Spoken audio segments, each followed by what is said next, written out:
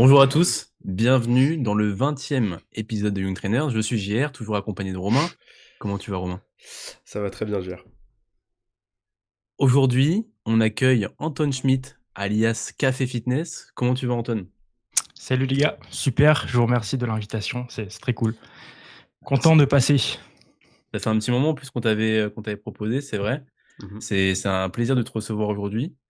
On a pas mal de sujets à aborder, clairement. Anton, Yes, notamment yes, tout ce yes, qui est compétition que tu as fait exactement. il y a peu de mois.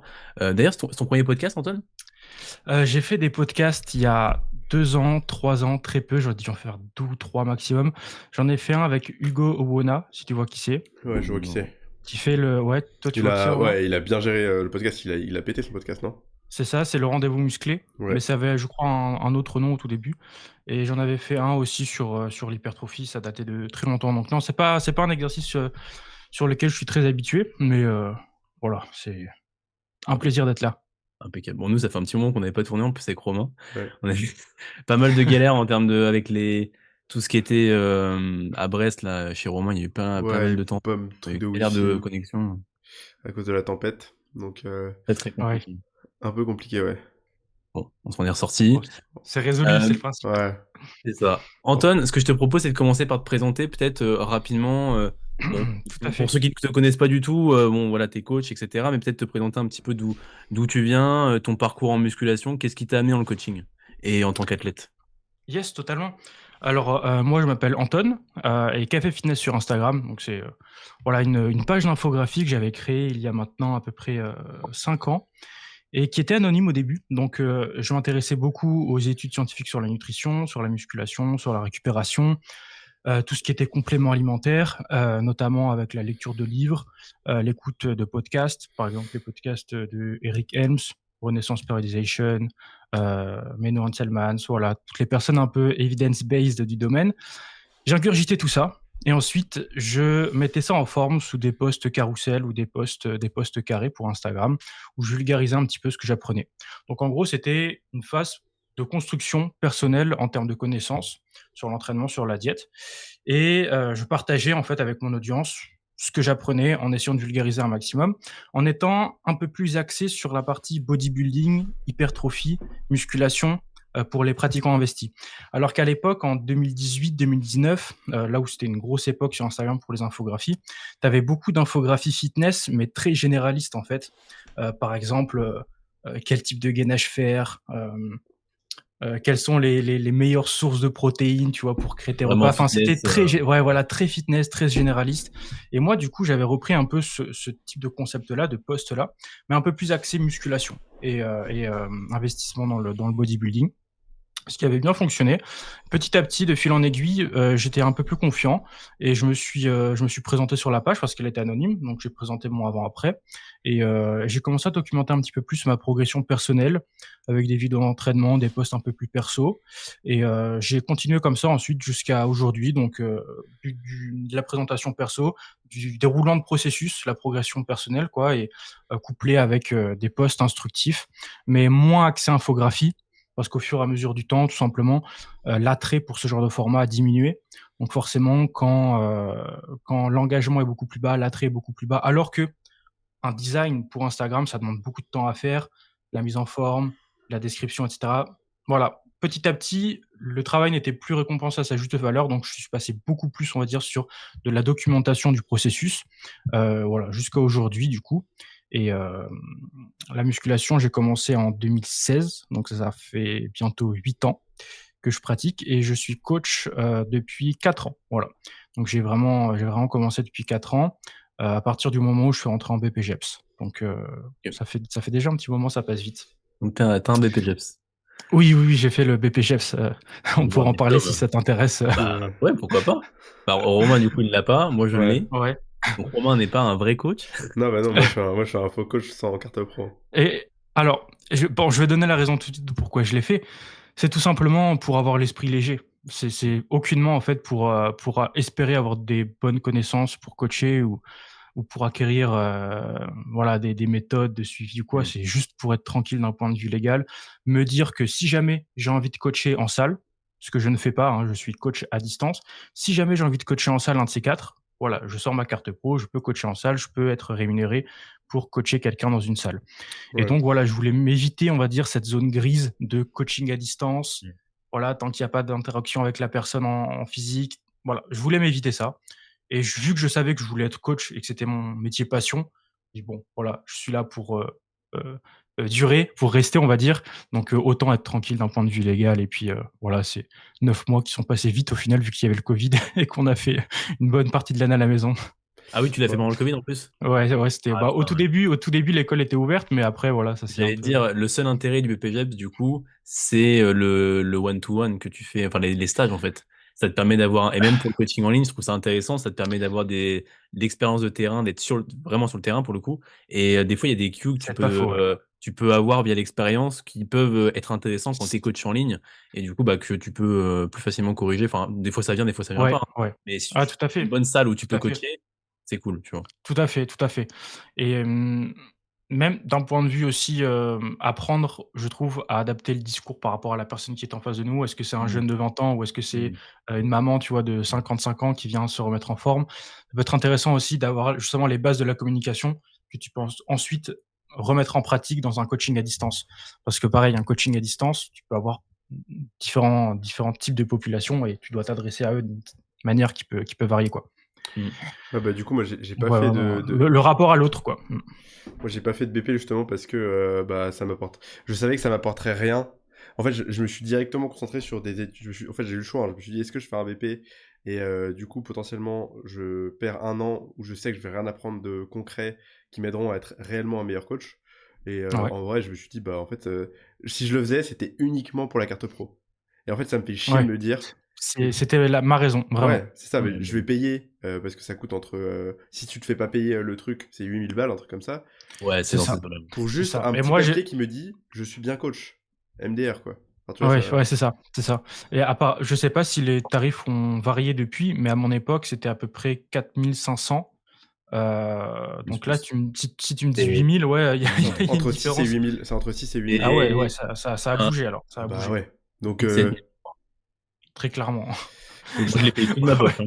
J'ai tout payé de ma poche. ah, tu l'as payé de ta poche, Ah hein, ouais, parce que bah, tu peux le moi faire? moi aussi, Ah ouais. moi aussi, j'ai jamais eu le droit de toute ma vie à des aides, donc ouais, j'ai financé ça de ma poche aussi. Ouais, donc Ouais. Ouais, ça fait un peu chier donc mais je pense ouais, que je vais quand même faire un CQP bientôt, exactement il y a ça, pour les mêmes raisons il y a ça. que tu as évoquées. C'est si j'ai envie un jour, de coacher en salle et d'être rémunéré, bah, parce que je trouve ça quand même cool de pouvoir le faire, d'avoir cette liberté, tu vois? Totalement, c'est on va dire une liberté d'esprit parce que, voilà, tu sais que tu peux faire ce que tu as envie de faire dans le coaching. Mmh.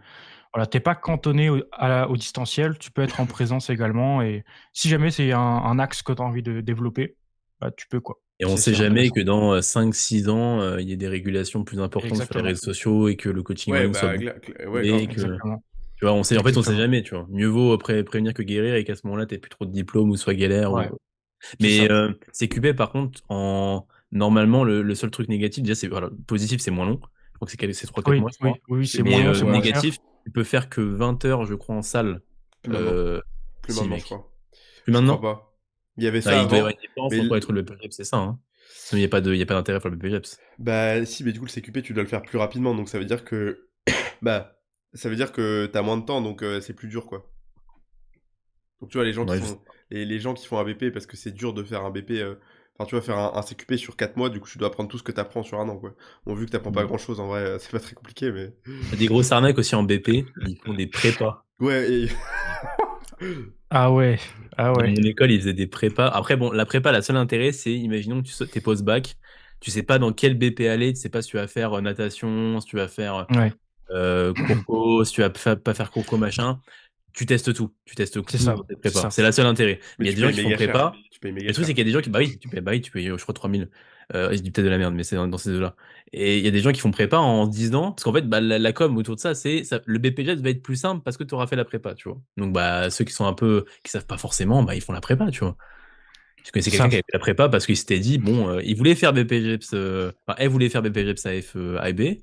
Bah, elle a Ouais, fait la prépa parce que s'était dit que ça allait être plus simple. Mais en fait, OK. bon, ça a rien changé, quoi. Après, pour apporter un point de nuance, si tu veux, quand je prends mon cas personnel, dans mon BP, quand je suis arrivé, c'était uniquement, en fait, des personnes, une classe qui n'avait pas vraiment de connaissances, tu vois, sur la musculation, sur l'entraînement, sur la nutrition, sur, en fait, quand tu arrives et que tu as déjà, tu vois, écouté, une quantité de podcasts impressionnante sur l'entraînement, le bodybuilding, la nutrition, quand tu as déjà lu plusieurs livres, tu vois, intéressants et que tu arrives en PPGEPS, là, tu te dis: «Ouais, effectivement, je connais, tu vois, déjà tout ce qu'on aborde et Mmh. encore, je suis capable de dire que ce qu'on aborde, c'est pas assez approfondi et qu'il y a des choses, fausses, tu vois, limite». Alors que quand tu as vraiment pas d'expérience, comme c'était le cas pour 95 tu vois, de ma promo, bah, pour le coup, tu arrives sur le BPJEPS en te disant: «Effectivement, j'apprends des choses». Mais j'imagine que s'il y a un auditeur, par exemple, de ce podcast qui veut s'inscrire en BPJEPS, voilà, s'il est déjà amené à te suivre, à suivre Romain et à écouter le podcast, il ne tirera pas beaucoup, tu vois, de compétences nouvelles ou d'expertise nouvelle en faisant BPJEPS. Mais Alors il faut après sur garder à la l'esprit, ouais, qu'il y a beaucoup de personnes qui sont totalement, heu, ignorantes du sujet de la musculation et qui arrivent en BPJEPS justement et pour le coup, bah, peuvent accumuler pas mal de connaissances. Après Mmh. sur les connaissances théoriques, par contre, purement, physio, anatomie, ça, c'est très, très intéressant. Oui, oui, oui. Pour le coup, L'anatomie, bah, là, mmh. moi, j'ai appris plein de trucs, hein, je Oui, oui, connais oui, plein c'est de trucs que je clair, connaissais pas c'est clair. forcément ou que j'avais juste des notions de par juste expérience de terrain de muscu parce que, bah, tu sais les mouvements à peu près que font quel muscle, mais tu sais pas forcément insertion, terminaison. Ça m'a poussé justement, c'est ça qui est aussi intéressant avec le BPJEPS, c'est enfin même, toutes les formations, c'est que ça te pousse à faire de par les examens, à faire des recherches ou du moins à plonger sur des trucs que tu aurais pas forcément fait. Tu serais contenté du pratico-pratique et là au Totalement, moins, ça permet d'avoir une meilleure mise en place, sur de ton coaching, tu vois? Parce que tu as les connaissances théoriques derrière. Mais c'est des choses aussi qu'on totalement. peut voir aussi dans d'autres formations, tu vois. Moi, j'avais pas fait Ouais, de. mais tu vois, Bayesian, bah, ceux qui avaient moi, pour avoir fait Bayesian, du coup, l'année suivante, donc l'année dernière, bah, il y avait plein de gens dans la promo qui Ah oui, galéraient bah ça, avec l'anatomie. ouais, ouais, ça, il y a Parce eu. qu'en Mmh. fait, quand tu as qu'un PDF pour comprendre toute l'anatomie et que moi, j'ai eu tout BPJEPS avec, tous les vendredis un cours de 4 heures, bah, automatiquement, j'ai pas tout retenu, hein, sur les cours de 4 Ouais, heures. J'ai retenu assez pour pas galérer avec Bayesian, C'est tu vois? ça. mais moi, C'est j'avais fait ça, la. Vas-y, vas-y. Je disais, c'est intéressant parce que certes, tu vas apprendre des choses en fait d'un point de vue théorique que tu ne connaissais pas, par exemple comme Jérémy le dit, pardon, les insertions, les terminaisons de certains muscles, etc. Les os, par exemple, voilà, du pied, de la main, des choses en fait qui te servent pas vraiment sur le terrain pour appliquer un programme, pour bien suivre un programme, pour bien progresser, mais qui sont toujours intéressants à connaître d'un point de vue culture générale pour un coach, quoi. Mmh. Ça ça permet tout simplement d'élargir ta culture, au niveau de la physio, de l'anatomie et il y a des choses comme ça intéressantes, mais voilà, qui ne servent pas directement, on va dire, à l'application de terrain ou qui te feront pas forcément devenir vraiment un meilleur coach à part entière. C'est plus, ouais, pour développer sa connaissance sur le corps humain. Là, par contre, j'avais appris pas mal de trucs sur cet axe-là, ouais. Ou qui te servent pas directement parce que tu vas alors pour la majorité des cas, tu vas pas forcément voir le la possibilité de s'en servir de ces connaissances-là. Par contre, il y a peut-être des cas précis où, justement, tu vas être confronté avec des problématiques et parce que tu auras ces connaissances purement théoriques et bah, Mmh. tu pourras te dire: Je vois «OK, ce que tu veux dire. cette Ouais. Mmh. problématique, je» tu sais, c'est comme si, je sais pas, tu disais: «Putain, pour le grand dorsal, il y a que cet exo-là», tu vois? Il y a que le tirage vertical. Bah, en fait, si tu Ouais. comprends que le grand dorsal, juste son travail, c'est l'extension de l'épaule, mais que tu le sais pas parce que toi tu te dis juste: «Il y a que ça», bah, en fait, tu pourrais du coup, en comprenant, l'anatomie du grand dorsal, la biomécanique, tu pourrais te dire: «Bon, il y a peut-être 4-5 exercices qui font sûrement la même chose, dans le même pattern», tu vois? Et du Ouais, coup, tu pourrais adapter. c'est si tu tombes sur le bon BPGEPS qui t'apprend ces choses-là, notamment. Ouais, Parce que ouais, c'est ça. c'est pas le cas pour tous. Il y Ouais, a en fait, la formation est tellement courte et en plus de ça, tu vois, c'est pas 10 mois non plus d'anatomie, d'insertion des groupes musculaires et tout, donc tu passes, ouais, ouais, les choses dans leur grosso modo, quoi. C'est pas hyper précis, c'est comme par exemple, c'est pas un N1 education, si tu vois ce que je veux dire. Ça, c'est mais sûr. même en vrai, tu sais que Mmh. moi j'ai fait N1, j'ai fait les cours sur la biomécanique, en vrai, enfin, c'était pas non plus, Ouais, c'était poussé sur des trucs, mais enfin, je sais pas, j'étais un petit peu déçu. un Tu petit sais peu que. sur ta faim? En fait, dans le sens où, du coup, moi, vu que je suivais KSM depuis, enfin, et puis tout un peu le milieu evidence-based depuis 1 an, tu vois, bah, au final, Mmh. la plupart des notions, enfin, tu vois, bon, il a passé, enfin, quand il passait des heures et enfin, au moins 1 heure à expliquer les lats et tout, l'insertion, Ouais. comment tirer, machin, bah, en fait, ça, je le savais déjà, tu vois. Bah, T'en dire quelques trucs et si tu veux, c'est un peu le problème ou pas le problème, si tu veux, avec ce type de formation-là, c'est qu'à partir du moment où tu consommes le contenu gratuit que proposent, en mmh, fait, les formateurs sur toutes leurs plateformes, ouais. réunies, en fait, tu as déjà engrangé les connaissances et c'est exactement le même exemple avec Bayesian. C'est-à-dire que à une époque, c'était il y a 3-4 ans, on m'avait envoyé les PDF, tu vois, de Bayesian. Et quand tu regardes les chapitres, quand tu regardes ce qui est abordé, et que par le passé, tu as déjà écouté, on va dire, 50, 100 podcasts de Eric Helms, de Mike Israetel, de Menno Henselmans, de Jeff Nippard, de tout le milieu evidence-based, en fait, les chapitres, tu connais déjà en fait les grands principes, tu connais déjà les méthodes présentées. En fait, ça permet surtout de tout réunir au même endroit, Mhm. de ne pas avoir à chercher les informations et assure en fait tout simplement une ligne directrice d'apprentissage. Voilà, c'est un condensé qui te permet d'avoir tout ce qu'il faut, mais à partir du moment où tu es suffisamment déterminé et passionné pour aller chercher toutes les informations par toi-même, voilà, autour, sur le contenu gratuit. Tu sais, quand tu as des dizaines et des dizaines et des dizaines et des dizaines de podcasts qui durent 1 heure, 2 heures, 3 heures sur Stronger by Science, qui abordent des sujets sur l'entraînement et la nutrition vraiment de niche, qui décortiquent des études scientifiques, tu as vraiment une quantité d'informations gratuites incroyable. Et ça permet d'avoir une certification. Voilà, tu as fait Ouais. Bayesian, Ouais, c'est la tu as crédibilité aussi, fait ouais. N1, voilà, c'est ça. Mais en termes d'information, vraiment, tu as énormément de choses gratuitement que tu peux avoir par toi-même, ça c'est sûr, ça c'est sûr. Après, Ok. en plus, c'est vrai qu'on fait souvent des formations, on peut se dire: «Ouais, en plus, je vais être certifié Bayesian», mais en réalité, les clients s'en tapent que tu sois certifié Bayesian. Les clients s'en tapent. Ça fait beau Ouais. sur la bio, Et ça fait Insta. beau sur la Ouais, bio ouais, parce que non, tu oui, as ça 4 de ouf. diplômes qui suivent. Mais en vrai, la plupart des gens, bon, alors allez, peut-être les coachs qui te prennent en coaching, pourquoi pas, de savoir que tu as beaucoup de diplômes ou du moins que tu en as quelques-uns. Mais en vrai, ce qui va jouer le plus, c'est surtout tes résultats clients, quoi. Ouais, ça m'est déjà Ouais, arrivé quand même qu'il y ait c'est ça. des. Bon, moi, j'ai une cliente qui m'a pris. Elle avait fait plusieurs appels avec des coachs et des coachs qui avaient aucune formation, elle les avait pas pris, tu vois. Ouais, Donc je pense que OK. ça joue quand même un peu, mais c'est clair que c'est pas le truc. Enfin, les gens vont pas te demander ah ouais, est-ce que t'as fait ça? Parce qu'en fait, tu leur dis Bayesian, ils savent même pas ce que c'est la plupart. Oui, oui, Donc, oui. Oui, c'est enfin, sûr, ça dépend c'est lesquels, hein, sûr. mais tu vois, et d'ailleurs, pour reparler sur l'anatomie bayésienne, moi, avant de faire Bayesian, j'avais fait la formation de Nassim Saïdi, tu vois, que j'avais OK, pas, et qui, pour le coup, le seul truc qui était vraiment très positif, c'était l'anatomie était hyper détaillée, quoi. Et là, OK. on avait dû tout apprendre. Et moi, je m'étais mis dans ma chambre, je crois que je l'ai déjà dit en podcast, mais il y avait j'avais mis tous les muscles, origine, Ouais, terminaison, dans ma chambre placardée contre les murs. Et du coup, je voyais, magnifique. du coup, bah, au bout d'un moment, tu sais, t'apprends, hein, tu vois. Et du coup, bon, maintenant, je connais plus toutes les insertions, je pense, et tout. Mais à l'époque, je connaissais toutes les insertions, tous les trucs des abdos et tout. Ouais. J'avais kiffé, hein. Putain, Ouais, tu vois, j'ai retrouvé tous les papiers que bah, j'avais fait. c'est le genre de choses aussi que tu dois connaître pour le BPGEPS. Enfin, pas toutes les insertions en détail, tu vois, forcément, mais il y a beaucoup de choses au niveau de l'anatomie, tu vois, que tu dois apprendre par cœur et que forcément tu oublies un petit peu au fur et à mesure du temps parce que Tu t'en tu sers le pas. réutilises. C'est de la connaissance que Non, tu ouais. réutilises pas, ouais. Non, pas Exactement. direct. Mais Ouais, c'est c'est bien ça. de les apprendre quand même, je pense. C'est ça. C'est un peu comme ce que tu apprends pour le bac, quoi. Tes cours d'histoire, bon, bah, tu les connais par cœur. Au bout d'1 an, tu t'en souviens un peu. Au bout de 2 ans, tu t'en souviens plus. Mais quand on te reparle d'un événement, tu vois, ça revient. Ouais, il y a les connexions qui Tu sont là, arrives à quoi. faire, voilà, c'est ça. Tu arrives à faire les liens, tu arrives à comprendre sur certaines. Voilà, c'est un petit peu la même chose. Ouais. Carrément. Ouais, c'est sûr. Bon, on a bien divagué là sur le Ouais. BPGEPS. C'était pas prévu. C'était une Non. présentation, normalement. Ouais, longue Euh, présentation. Ouais. bon, c'est pas grave, hein. Bah, du coup, on va peut-être commencer par parler de ta compétition, Anton. Avec plaisir. On a pas mal de questions. Déjà, peut-être juste par commencer par là, qu'est-ce qui t'a donné envie de faire cette compétition? Pourquoi cette année? Par ces compétitions, t'en as fait plusieurs. Enfin, t'en as fait deux. Yes. Deux. Pourquoi cette année?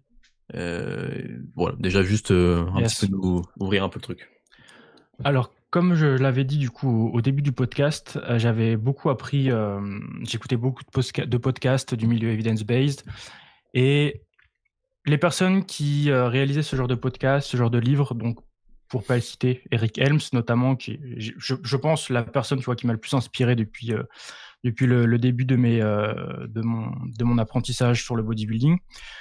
Bah, toutes les personnes, tu vois, très intelligentes du milieu, sont compétiteurs. J'ai commencé à comprendre le domaine de la compétition grâce à ces personnes-là, à voir leur transformation, leur processus, et cetera, voir la documentation de leurs vlogs et forcément, quand tu es passionné et investi sur la musculation et que tu veux donner le meilleur de toi-même pour progresser, le milieu de la compétition, c'est un peu la concrétisation officielle, entre guillemets, de l'effort que tu fournis au quotidien, au jour le jour. Donc, si jamais tu ne concours pas, tu peux très bien avoir un excellent physique, tu peux très bien, on va dire, réussir dans le domaine de la musculation, du bodybuilding naturel, etc. Mais je trouve qu'il n'y a pas cet esprit d'achèvement, d'accomplissement.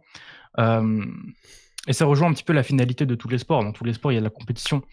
Et donc voilà, si tu es très investi en musculation et que tu t'intéresses au domaine du bodybuilding, bah, la compétition, c'est un petit peu l'aboutissement, on va dire, de toutes tes années d'efforts. Donc pourquoi cette année? Ça me trottait déjà dans la tête depuis 2-3 ans. Avec le Covid, c'était pas la meilleure année, ça s'est pas fait. Et heureusement d'ailleurs, parce que je n'aurais probablement été pas assez musclé. Et ensuite, il fallait dégraisser un petit peu le physique. Donc c'était 2022, j'ai fait une grosse mini cut. Et j'ai commencé à travailler avec Rainer Trainer, Jack, sur Instagram. The Trainer maintenant, c'est son nom sur Insta. Donc on a fait une grosse mini cut et ensuite on est parti sur une phase de masse. Et justement, avec lui, on a planifié la saison de compétition. Parce qu'à un moment, il faut passer à l'action. Il ne faut pas rester indéfiniment à dire je veux faire une compétition, mais je ne sais pas quand. Voilà, il faut planifier, il faut passer à l'action. Donc c'est ce qu'on a fait avec lui. Grosse mini cut, prise de masse derrière. Et on avait la saison de compétition, du coup 2023, qui était en place.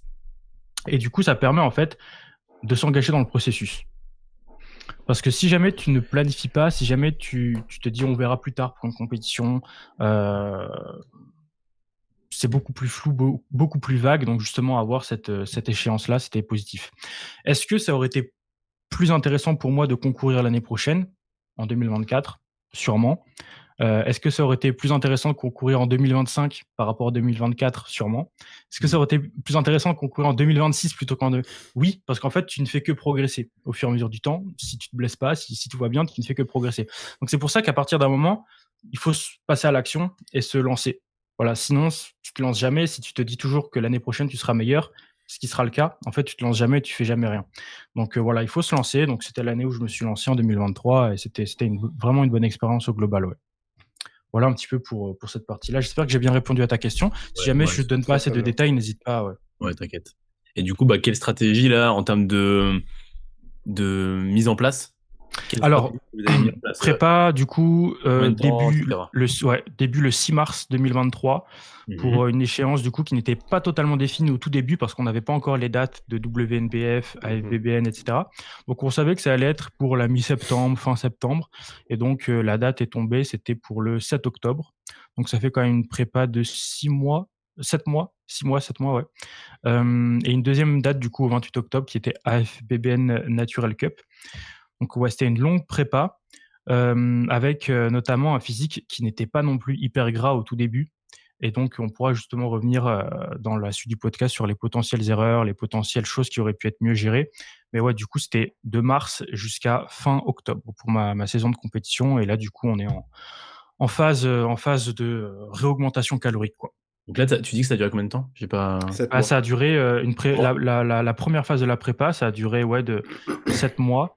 Tu rajoutes les 3 semaines après pour aller jusqu'à FBBN, ouais, ça fait 7-8 mois de saison Ouais. au total, ouais. Ouais, c'est long, hein. Ouais, c'est Et ça. pourquoi pas, alors peut-être qu'il y avait pas, peut-être que c'est parce que du coup il n'y avait pas de date définie, mais pourquoi ne pas avoir dit bon bah vas-y on pousse encore 2 mois deux mois de masse et on fait 5-6 mois. Bah, justement, en fait, on partait du principe qu'il fallait valait mieux être en fait prêt en avance Ouais, conditionné, ouais, oui, c'est plutôt que clair. conditionné en avance plutôt que de se sentir pressé, d'avoir du retard et de ne pas pouvoir en fait aller chercher ce qu'il fallait aller chercher.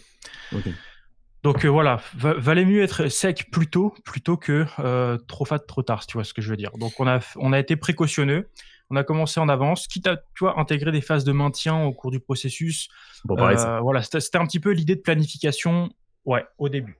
Bah, comment ça s'est passé justement la planif là du coup en 7-8 mois T'as commencé à Ouais, combien de commencé cales par ouais, ouais. vous avez commencé par Alors, combien de, est-ce que c'était non agressif au début, après ouais. tranquillement maintien Alors, c'était assez agressif au début parce que justement, la philosophie, c'était d'aller chercher assez rapidement et assez facilement ce qu'on pouvait aller dégraisser assez facilement et assez rapidement avec un niveau de fatigue lié à la diète bas, quoi, un niveau en fait, tu sors de la prise de masse, tu encore plein d'énergie, donc bon moment pour aller virer rapidement ce qu'on doit virer.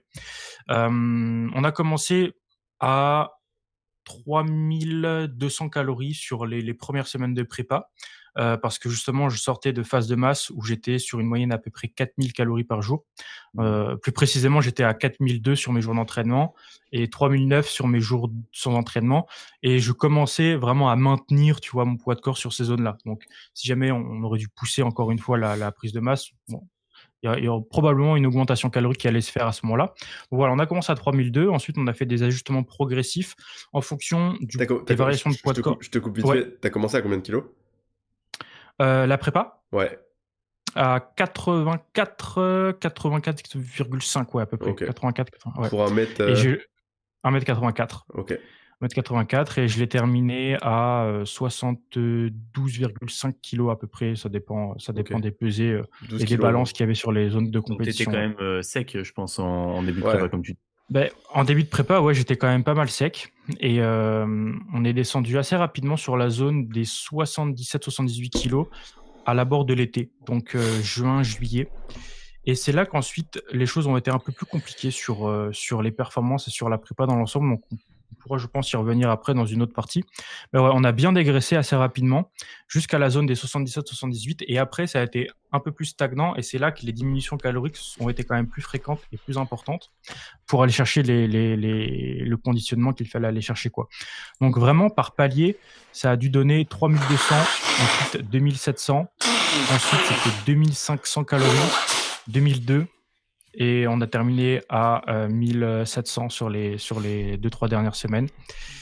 Et de toute manière, si jamais ça intéresse vraiment les auditeurs en particulier, j'ai une série de vlogs sur ma chaîne YouTube où je retranscris vraiment tout le processus. Donc là, on a vraiment les diminutions caloriques beaucoup plus précises. Là, je les ai pas précisément en tête sur le podcast, mais c'était dans cet ordre-là. Et voilà, dans les vidéos YouTube, au moins, On mettra ta chaîne YouTube. ça marche. Bien, ouais. Tout est détaillé si jamais vraiment certaines personnes veulent le détail des choses, quoi. Ok. Donc voilà. Ouais. Une bonne perte de 11-12 kilos au total. Ok. Est-ce que toi, tu as ressenti des difficultés à certains moments de la prépa et du coup, vous avez dû mettre en place des choses différentes, je sais pas, sur la phase 1700, je pense que ça a dû pas dû être simple, mais est-ce que même avant Alors, il y avait une phase, ouais, la phase, on va dire, fin juillet, début août, j'étais aux alentours des 76 kilos. C'était une phase un petit peu spéciale parce que le poids de corps ne descendait pas. Le poids de corps ne descendait pas, le physique était bien, était plein. Et il y a eu une phase où j'ai perdu 1 kilo d'un coup, tu vois, début août. Et après, j'ai envie de dire que la prépa a pris un autre tournant, c'est-à-dire que c'était beaucoup plus dur sur les performances, beaucoup plus dur sur les niveaux d'énergie journaliers, beaucoup plus dur sur les niveaux de, entre guillemets, motivation, parce que, si je peux dire ça comme ça, j'ai jamais rien fait par motivation, juste purement par discipline, tu vois. Mais on va dire que pendant toute une première partie de la prépa, il y avait beaucoup de motivation, beaucoup d'entrain, tu vois, à faire les choses.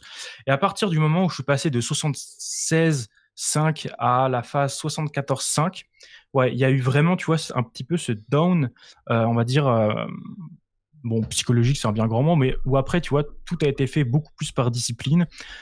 Les performances ont commencé à stagner, à diminuer sur beaucoup d'exercices.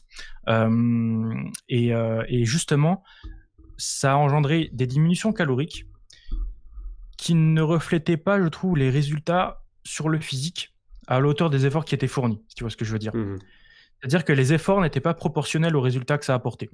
Donc il y a eu cette phase début août qui était assez compliquée sur les performances, un petit peu plus compliquée sur le moral aussi. Et c'était vraiment la phase où je suis passé aux alentours des 76 jusqu'aux 75, et donc à peu près à 4 mois de prépa. C'était la phase la plus compliquée, je trouve. Et il y a eu un avant et un après, je trouve, sur cette zone-là. Ouais. Et ça, t'as senti des baisses de perf sur des exos particuliers? Alors vraiment, disons que la baisse de performance a été présente notamment sur les exos de poussée dans un premier temps. Ouais, les exos de poussée, notamment les exercices instables, par exemple du développé faiblement incliné aux haltères, qui est un exercice moi qui me hype vraiment et que j'adore pratiquer. Voilà, il y a eu une baisse de performance à la fois en charge et en nombre de répétitions. Donc certes, le physique était un petit peu plus sec, mais il était aussi beaucoup moins rond. Et il n'y a pas eu ce maintien de performance jusqu'à la fin de la prep. C'est clair, on a perdu un petit peu en perf. Et ensuite, ça s'est un petit peu décalé sur les os musculaires. Donc, j'ai commencé à stagner un petit peu plus sur, par exemple, mes leg curls. J'ai commencé à stagner sur mes exos de tirage. Donc, c'était vraiment les mouvements de poussée qui sont devenus plus durs. Et ensuite, ça s'est décalé sur les mouvements jambes, les mouvements de tirage pour le haut du corps. Donc, et même les exos d'isolation pour biceps, triceps. Donc, vous voyez, cette phase, c'était un petit peu plus compliqué. Mais malheureusement, c'était une diminution calorique nécessaire parce qu'il fallait bien aller chercher la masse grasse à virer. Donc, à un moment, il faut faire ce qu'il faut. Donc, même s'il y a peut-être des phases où on aurait peut-être pu mieux gérer certaines diminutions caloriques, les faire un petit peu plus tôt, un petit peu plus tard. Voilà, à un moment, il faut faire ces diminutions caloriques, il faut voir le poids de corps diminuer et ça entraîne inévitablement une perte de performance. Quand c'est à titre compétitif, à titre récréatif, où on veut juste chercher un body fat pour faire un photoshoot ou quoi, forcément, des baisses de performance importantes, tu vois, sont quand même beaucoup moins perceptibles. Ouais, et puis au bout d'un moment, dans une prépa, ça fait partie du jeu, tu vois. Tu peux pas. Si t'as réussi à garder tes perfs tout le long de la prépa, c'est qu'il y a eu un problème sur ta prépa, tu vois. C'est ça. Ça n'arrive jamais. Il y en C'est a j'avais déjà entendu des podcasts français notamment où des mecs relataient dans des prépas naturels qu'ils évoluaient encore en perf en fin de Ils s'entraînaient pas à l'échec. En fin de prépa. En fin de prépa, ouais. Bah alors ils s'entraînent pas à l'échec. En début de prépa, ça m'étonne pas parce que tu as encore plein d'énergie, oui. Le déficit vient juste de commencer. Ouais, en fin de prépa. Après, quel est le contexte? Est-ce que c'est sur un exercice qu'ils ont pratiqué pendant toute la durée de la prépa? Ou est-ce que c'est un nouvel exercice, par exemple, qui a été intégré et donc forcément, il n'y a plus la standardisation des performances qui est... J'avais pas d'exemple précis, Ouais. mais je sais que c'était, le podcast et les personnes qui en parlaient disaient justement que ça pouvait être une idée reçue de perdre à ce point-là des perfs. Je pense savoir de quel podcast tu parles en plus. En fait, on va dire que ça dépend des processus. Tu vois, il y a peut-être des personnes qui vont être beaucoup moins sujettes justement à cette perte de performance, tout simplement parce que leur prépa aussi dans l'ensemble a été mieux gérée. Tu vois, on va dire que de mon côté, je peux pas me targuer d'avoir fait une première saison de compétition et une prépa, tu vois, exemplaire et hors du commun, hein, tout simplement parce que mon classement sur scène, tu vois, voilà, j'ai pas fait de podium. Donc après, si des personnes, tu vois, ont des processus de prépa bien mieux gérés et ont obtenu des résultats bien plus probants en gardant peut-être plus de masse musculaire, en gardant beaucoup plus de rondeur, en étant plus plein sur le déroulé du processus, effectivement. Peut-être bien qu'il y a certains exos qui ont pu continuer de progresser, alors que, mais peut-être pas tous. Voilà. Après, peut-être que Ouais, peut-être ces aussi personnes-là ont vu des baisses de perf sur d'autres exos aussi, ouais. Il y en a peut-être qui sont sensibles aussi d'autres moins sensibles, d'autres plus sensibles au déficit. Moi, j'ai des clients, même en déficit léger, ils stagnent. Et j'ai des Oui, clients, même en j'ai vu déficit, ça aussi, ouais. tu vois, ça, on le remarque sur le terrain pour le coup, dans le terrain du coaching, des gens qui vont être beaucoup plus sensibles. Moi, j'ai l'impression, dès qu'on le met en déficit, boum, le mec stagne. C'est ça. Et il y a une grande part aussi de psychologie par rapport à ça.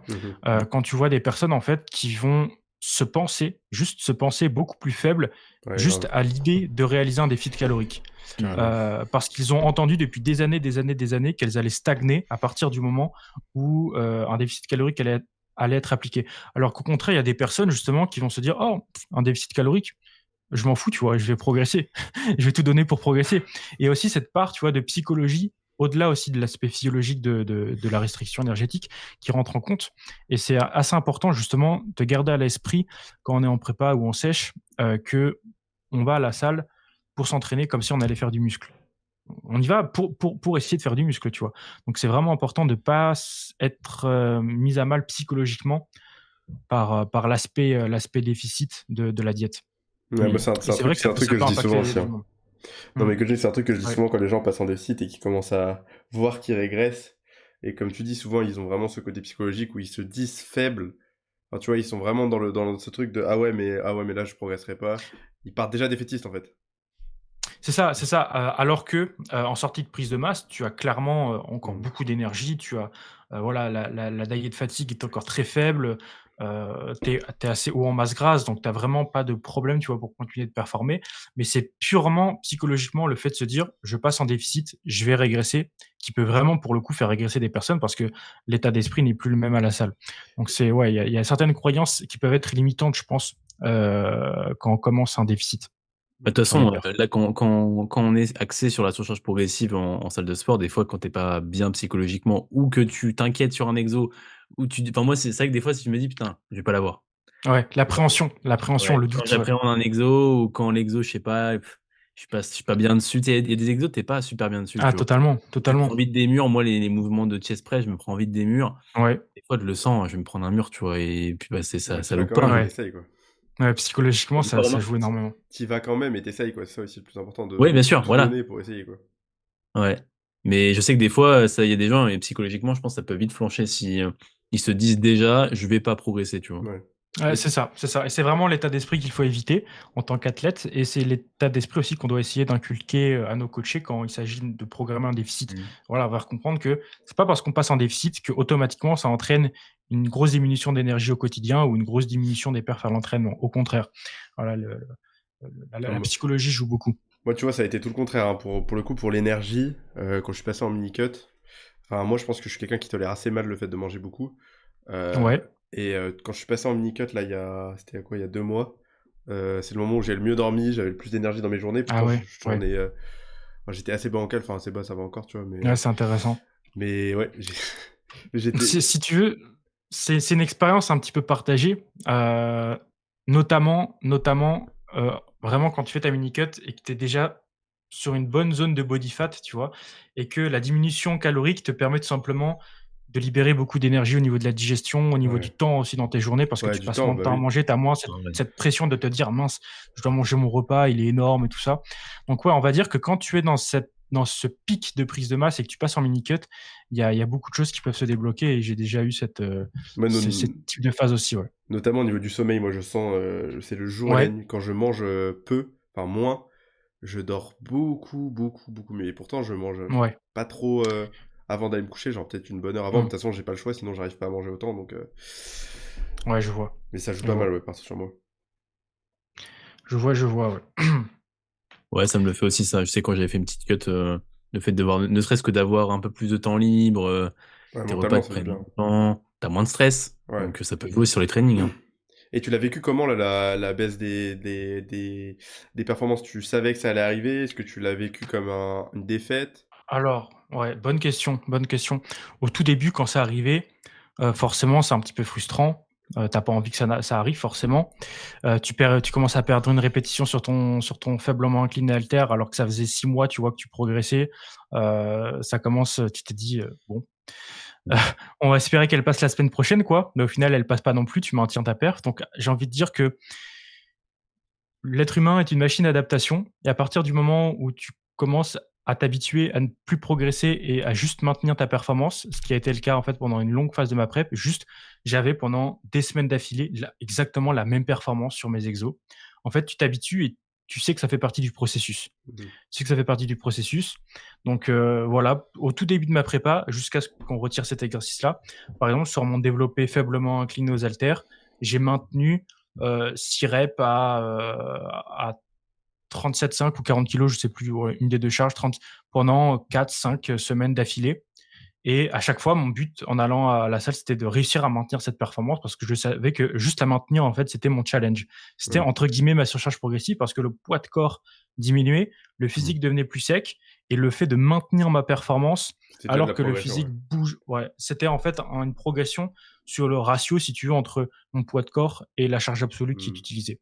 Donc, tu as l'impression qu'en termes d'absolu, tu maintiens, voire tu régresses, mais en réalité, si le ratio par rapport à ton poids de corps et ton taux de masse grasse heu est positif par rapport à la performance, tu vois? Ça reste une Bah progression oui. en tant que telle. C'est pas une progression en termes de charge absolue, mais en termes de relativité, oui. Mhm.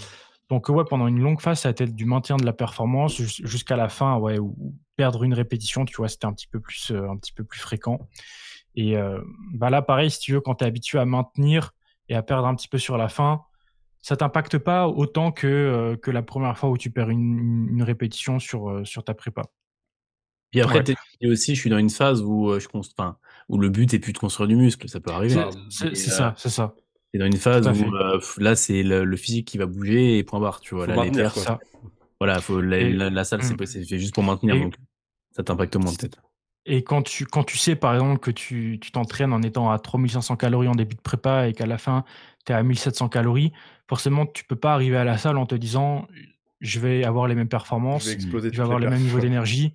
Ouais. Voilà, c'est ça. Tu as pas, on va dire, progressivement, tu acquiers l'état d'esprit qu'il faut sur ta fin de prépa, tu vas faire Ouais. le boulot, tu essayes de maintenir ta performance, tu fais ce qu'il faut et on va dire que le niveau de frustration n'est plus là. Voilà, c'est quelque chose qui est passé. Donc ouais, c'était pas vraiment gênant sur la fin. C'était quand ça arrive la première, deuxième fois, tu t'es un peu dérouté, voilà, tu sors de ta belle phase de masse où tu as bien progressé partout. Donc c'est un petit peu chiant, mais après tu t'y habitues, quoi. Hmm. Et tu acceptes que ça fasse partie du processus de Ouais. prépa où tu dois vraiment aller chercher un physique compétitif.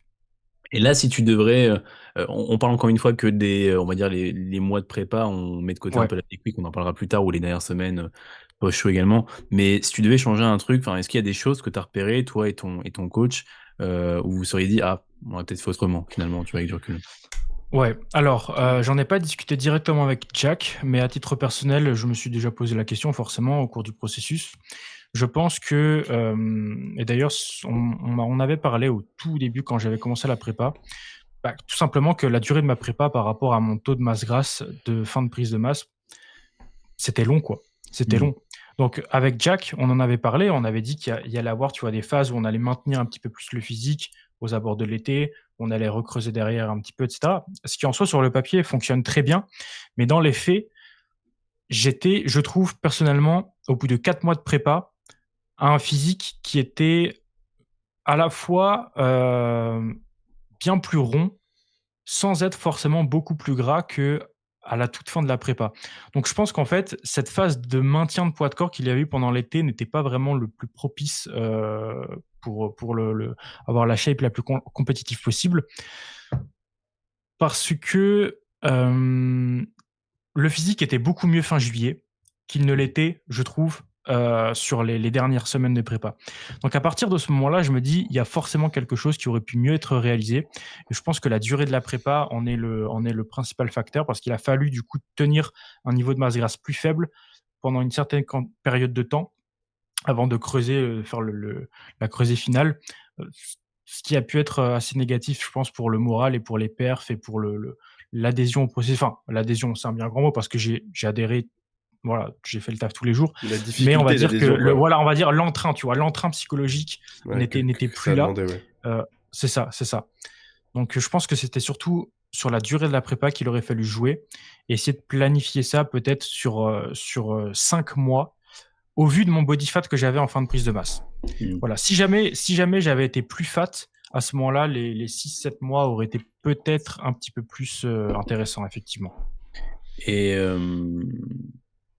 après aussi, je trouve que 8 mois, c'est très dur d'un point de vue, vie de tous les jours, vie sociale. C'est Je suppose c'est c'est que ça, c'est ça et dis-toi que pendant 8 mois pardon de te couper, dis-toi que 8 mois pour un du bodybuilding naturel, c'est la moyenne de ce que devraient être des prépas. Quand tu vois, on va dire les élites de notre sport, tu vois, il y en a qui font des prépas sur 10 mois, 11 mois, 1 an. Par exemple, je sais pas si tu vois qui est Jeff Alberts de 3DMJ? Non? C'est une prépa sur 1 an, mais sauf que lui, il va au WNBF, Worlds mmh. et voilà, il fait des podiums sur les Worlds. Donc, il y a beaucoup de manières différentes de programmer et c'est vrai que des prépas en bodybuilding naturel, ça demande une certaine durée, ouais. Mais après, pourquoi faire sur 1 an quand on peut faire sur, 7 mois en Ouais. un peu plus agressif, quoi? Alors, la plupart des gens qui font des prépas très longues comme ça, c'est pour justement justifier un mode de vie beaucoup plus souple, sur l'année. C'est-à-dire que certes, l'atteinte de la shape finale va être décalée dans le temps, mais ils vont pouvoir s'octroyer, on va dire, plus de sorties, plus de Mmh. Mmh. flexibilité avec la famille, les amis. Et par exemple, cet athlète naturel élite, hein, Jeff Alberts, il a une famille, il a un enfant, il a une femme, et forcément, il n'a pas envie d'être à 100% à traquer ses macros absolument tous les jours sur 5 mois. Donc forcément, programmer ça sur 2 fois plus de temps, mais s'octroyer plus de flexibilité au quotidien, ça a certains avantages et Oui, certains c'est inconvénients aussi forcément, ouais. Godfather, oui. Ouais. Oui, je Ouais, c'est ça, c'est Godfather sur oui, Instagram. en plus, c'est un Et oui, il est plutôt jeune. ouais. Et, Pour le coup, beaucoup de sagesse dans son contenu. mmh. Et c'est quoi les problématiques du coup principales que t'as... Parce que là, du coup, tu nous as parlé un peu des faibles niveaux d'énergie et tout, ça c'est... Ouais. J'aimerais savoir un peu comment ça s'est retranscrit dans ton quotidien, dans ton travail, dans ta vie sociale avec les autres, dans peut-être à quel point tu pouvais être irritable, ce genre de choses. C'est des questions qui me... Yes. Alors, sur ta question porte surtout sur les effets négatifs Ouais, de la prépa, ouais, sur le plan psychologique, physique, etc. Ouais. exactement, ouais. Du coup, je pense que ce qui m'a impacté le plus personnellement, et je dirais pas que c'est quelque chose en fait qui touche absolument tout le monde. Chaque personne pourra avoir en fait des effets plus ou moins accentués. Par exemple, il y a des personnes qui vont développer des troubles du comportement alimentaire, ce genre de choses-là, ce qui n'est pas mon cas. Donc je parle vraiment, on va dire, de ce qui m'a touché moi. C'est surtout la fatigue psychologique quand il s'agit de déranger, on va dire, ma routine, et l'irritabilité aussi que ça peut me faire me provoquer. Donc en soi, je pense que c'est surtout sur la fatigue mentale, par exemple, l'envie d'être isolé, l'envie tenir une conversation, typiquement, tu vois, est fatigant. Juste, on me parle pendant 20 minutes, tu vois, mon cerveau veut dormir, tu vois, mon cerveau ne veut pas être là. C'est assez incroyable comme sensation que ça peut faire. Donc je dirais que c'était beaucoup de fatigue mentale et psychologique, et le fait d'être irritable quand je ne pouvais pas faire absolument ce que je voulais alors que je voulais. Mmh. Donc le dérangement de la routine, quoi. Et moi, c'est ce qui m'a le plus impacté, je dirais. Hem, à côté de ça, il y a eu des effets négatifs, sur le bas du corps. Honnêtement, sur la fin de la prépa, on a dû caper mon nombre de steps dans la journée à 5 000 pas parce que j'avais les jambes hyper lourdes. C'était un truc de fou. Je sortais ma balance, tu vois, de sous le meuble de la salle de bain pour me peser le matin. J'étais obligé de me tenir au rebord du lavabo pour me lever tellement les jambes étaient lourdes. Et du coup, au bout de 1000 pas, 2000 pas, les jambes étaient super lourdes. Et donc, on a capé mon nombre de pas dans la journée pour essayer de faire diminuer cette sensation de lourdeur dans les jambes. Ce qui a fonctionné honnêtement, ce qui a fonctionné. Mais il fallait être vigilant parce que ouais, 6 000 7 000 pas et j'ai les jambes, tu vois, le matin pour me lever du lit, tu te dis: «Merde, c'est lourd quoi. Qu'est-ce qui se passe sur le bas du corps?» Et ouais, ça, c'était une sensation assez étrange, assez impactante, et que j'avais jamais connu. Et du coup, depuis la fin de la prep, cet effet, tu vois, a totalement disparu. Voilà. Pourtant, je réentraîne enfin, j'ai toujours entraîné le bas du corps, mais je veux dire, je m'entraîne beaucoup plus dur sur le bas du corps. Je refais beaucoup plus de steps. J'ai doublé mes steps par 2 ou 3, et pourtant, tu vois, rien du tout. Donc ouais, sensation assez étrange sur le bas du corps, qui a entraîné du coup un capping au niveau des steps, et forcément si tu diminues ton HIIT, tu es obligé de jouer en contrepartie sur l'apport calorique. Donc c'est pour ça aussi qu'on a descendu un petit peu plus bas en termes de calories, mais c'était une phase nécessaire. Et je dirais aussi qu'au niveau du sommeil, bon, bah, ça n'étonnera personne, hein, mais un sommeil moins réparateur, alors que le temps de sommeil est très suffisant, 8 à 9 heures de sommeil par nuit, mais tu te réveilles en étant fatigué, heu, alors que, là, tu vois, quasiment un mois après avoir réaugmenté les calories, je dors 7 heures de moyenne par nuit et je me réveille avec le feu, tu vois, dans la poitrine, en ayant envie de me lever, et en étant trop content de me lever. Donc ouais, des choses un petit peu plus axées sur le sommeil, la lourdeur des jambes et l'irritabilité, la fatigue mentale quand il s'agissait de la routine. Ouais, puis Ouais. j'imagine que quand t'es avec bah, ta famille, tes amis, etc., tu dois avoir aussi ce certain contrôle sur toi Alors, de vouloir ne pas montrer cette irritabilité H24 parce que... ah et tu fais bien d'aborder ce point-là, ouais, parce que, c'est très difficile de garder tout ça pour soi, et ça fait partie, je pense, des challenges qu'il faut réussir à surmonter quand on fait une prépa. Parce que une prépa, c'est un choix qu'on s'impose à soi-même. Mhm. On choisit d'être en déficit calorique important, on choisit d'être très faible en body fat, on choisit, en fait, d'être dans une situation de restriction énergétique, hem et donc quand c'est un choix de se mettre dans une situation difficile, c'est aussi un luxe pour moi. Et donc, à partir du moment où c'est volontaire et délibéré, il faut pas imposer à sa famille, on va dire, des complaintes, des plaintes: «Je suis fatigué, je suis stressé, j'ai pas envie d'aller, faire ci ou ça», tu vois? Il faut essayer de leur imposer le moins possible parce que finalement, c'est un choix de ta part et c'est à assumer pleinement. Donc, ça, ouais, c'est quelque chose qui est important, je pense, à essayer d'intégrer au quotidien et qui fait partie des choses les plus difficiles parce que ton entourage peut être plus impacté par ta prépa que toi-même. Mmh. Ouais, bah ouais. Et toi, tu as réussi à le faire, du coup, à ne pas le montrer, Alors, disons que ma famille, j'étais avec ma famille surtout sur la fin de ma prépa, mais j'ai fait, à peu près 5 mois de prépa en étant vraiment tout seul, en fait. Donc, j'ai revu ma famille un petit peu plus sur la fin, parce qu'en fait, ma famille voyage beaucoup et ils sont revenus justement dans le coin, sur la fin de ma prépa.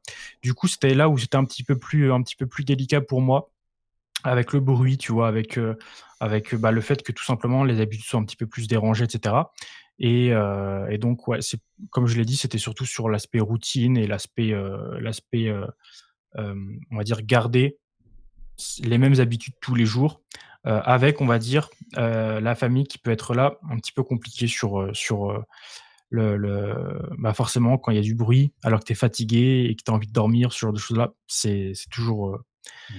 délicat à gérer, mais c'est quelque chose qui fait partie aussi du processus et je pense pas qu'il faille, chercher à l'éviter totalement parce qu'au final ça te permet de gagner en expérience et de te forger aussi, de réussir à prendre sur soi et de bien intégrer le fait qu'une prépa, ça te met dans un état où tu es très fatigué et ce n'est pas à ta famille de supporter cet état-là. Mmh. Donc c'est formateur, ouais, Et est-ce que tu trouves formateur. que ça t'a parce que du coup, ouais, j'imagine, c'est comme tu dis, ça t'a appris des choses sur toi-même, beaucoup de choses sur toi-même pendant cette prépa? Genre, est-ce qu'il y Ouais. a un peu un Anton avant la prépa et un Anton après la Oui, prépa? oui, clairement, clairement.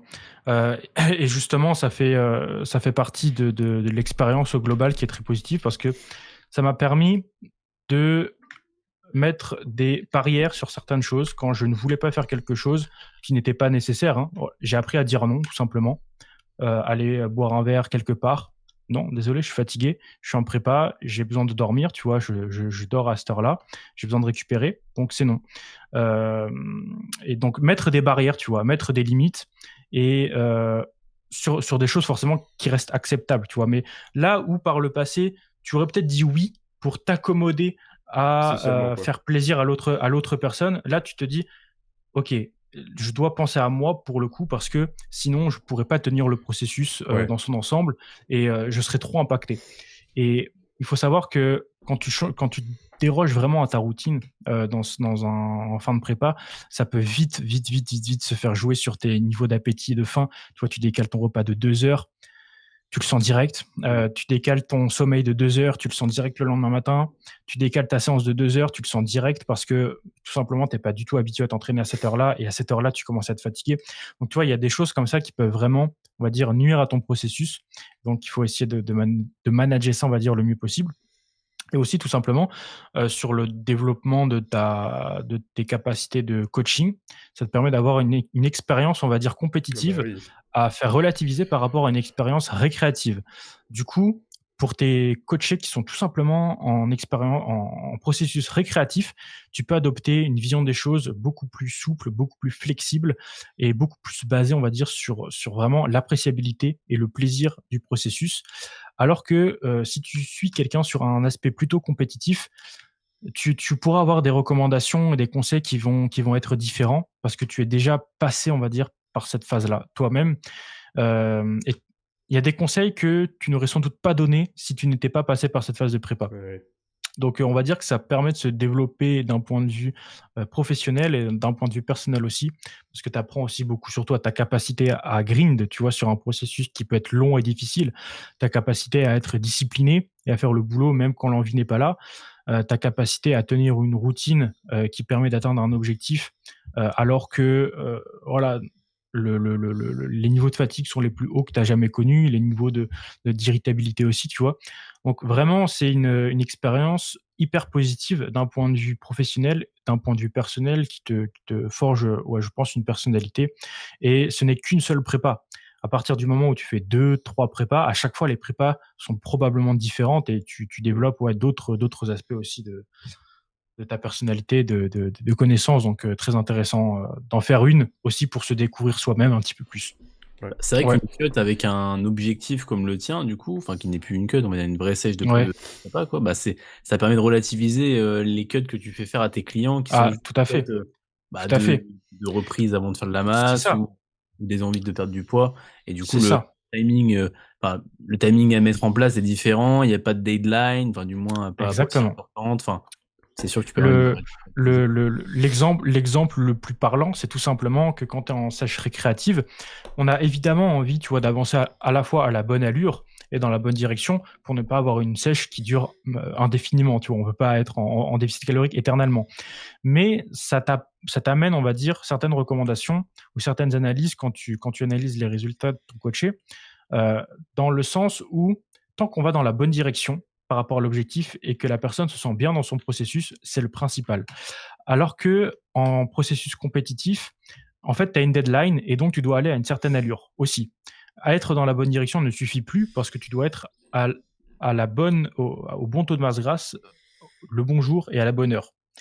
Donc en fait, ça rajoute le concept de deadline et de rapidité en plus du concept d'aller dans la bonne direction. Alors qu'en processus récréatif, tu peux certes te fixer une échéance pour terminer le processus, mais en soi, tant que tu vas dans la bonne direction et que tu te sens bien dans cette direction-là, si tu perds un petit peu plus, un petit peu moins par moment, c'est beaucoup moins impactant pour la réussite à long terme, tu vois, que forcément ne pas être prêt pour une deadline en processus compétitif, quoi. Oui, Bien sûr. mais en termes de niveau de Donc ouais, stress, je pense que c'est pas pareil non plus, tu vois. À c'est mon ça. avis, quand tu vois ton poids qui bouge pas, que tu te dis putain, dans Ouais. 2 mois je dois y être, C je suis pas quand prêt, tu vois que tu as pas encore de strie au niveau des fessiers, alors que ta compétition, c'est dans un mois, tu commences à te dire, «Merde, heu, je vais pas être merde, prêt. on aurait peut-être dû diminuer les calories il y a 2 mois, quoi». Donc Ouais.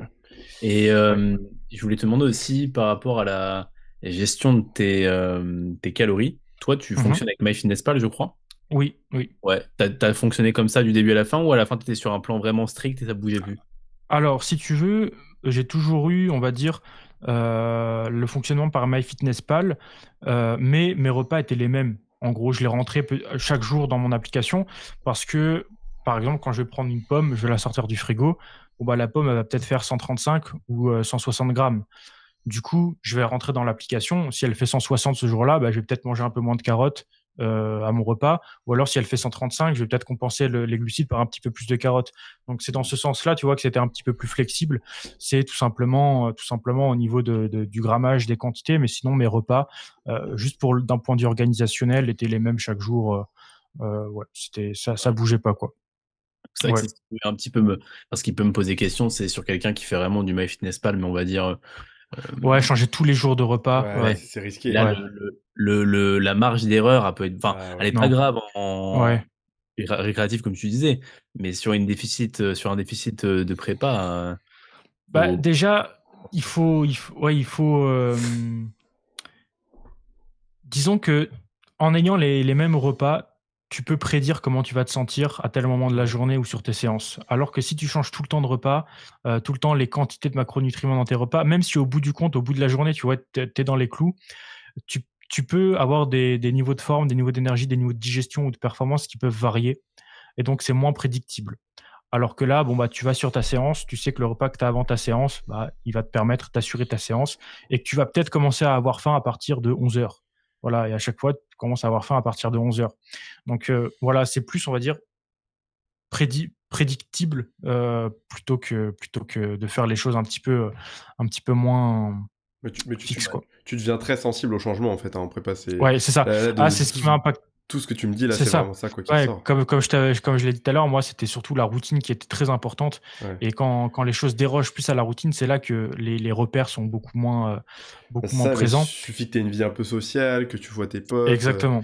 Ouais, c'est ça. que C'est ça et Et là, toi, la vie après ça, sociale? pour le coup, la routine, c'est surtout, en fait, ce qui était le plus important pour moi, mais comme on l'a dit tout à l'heure, il y a des personnes, en fait, qui vont pouvoir mener une prépa ouais. en ayant une routine qui est vraiment beaucoup moins fixe et beaucoup moins définie que la mienne et ça, on retrouve, on va dire, des des, mmh, des processus, très différents, même si ça se rejoint un petit peu au bout du compte. Il y a des gens qui sont beaucoup plus sujets à la routine, d'autres moins, voilà, il faut réussir à jouer avec nos outils, quoi. Et au niveau Ouais. est-ce que tu as une grosse appétence, toi, pour la nourriture de manière générale? Parce que je pense que est-ce que du coup, quand tu étais directement, hors de ta routine et visuellement, Ouais. confronté à des aliments, meilleurs, plus transformés, avec des quantités plus grandes, est-ce que c'était difficile ou est-ce que, ça allait?